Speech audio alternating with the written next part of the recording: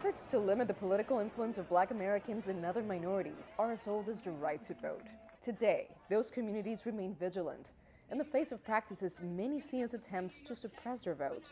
The United Nations issued a warning ahead of this year's U.S. elections. In the United States of America, in this electoral year, it is particularly important for authorities at all levels to implement recent recommendations by the UN Human Rights Committee to ensure that suffrage is non-discriminatory, equal, and universal.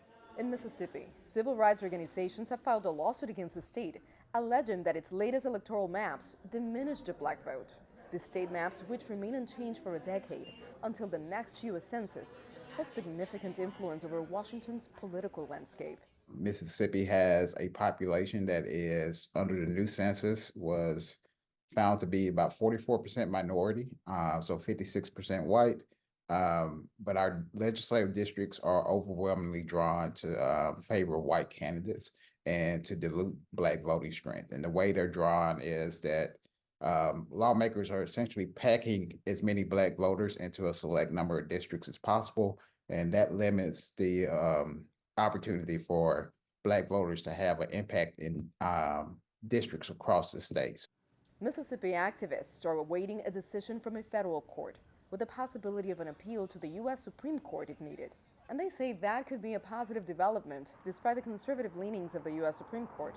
Last September, the highest court in the U.S. ruled against Alabama lawmakers, saying the state could not reinstate an electoral map with only one majority Black district. 27% of Alabama's population is Black. The Alabama decision gave a lot of advocates a lot of it helped us keep fighting, because there was this fear or thought that the U.S. Supreme Court was going to throw out the Voting Rights Act.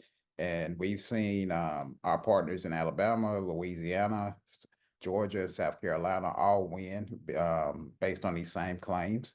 A common result of perceived unfairness at the polls, say activists, are minority populations that simply stay home on voting day. During the 2020 presidential election, one study found there was a racial turnout gap of 12 percentage points between white and non-white voters. The researchers calculated that if voters of color would have participated at the same rate of white voters, 9 million more ballots would have been cast.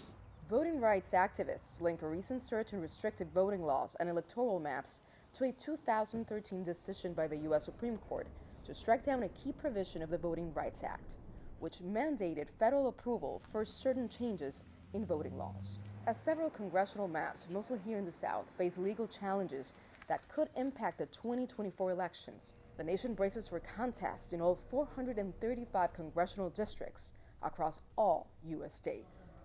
Nitza, Soledad, Perez, CGTN, Miami.